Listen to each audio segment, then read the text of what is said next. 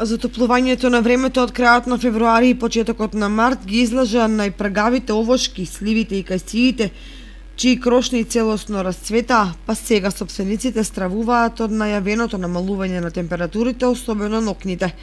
Иако земјоделските стручњаци велат дека прогнозираното заладување нема да биде со посериозни последици врз овошките, сепак поучени од ланските и особено искуствата од пред 2 години, овоштарите будно ја следат состојбата за да интервенираат таму каде што е можно.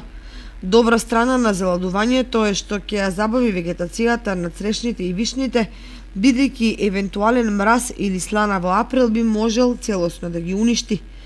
Од друга страна, најавените врнежи од дожд и снег се повеќе се потребни по долготрајната суша, која ги преполови водотеците во регионот, а пресуши и извори од ридско-планинските реони.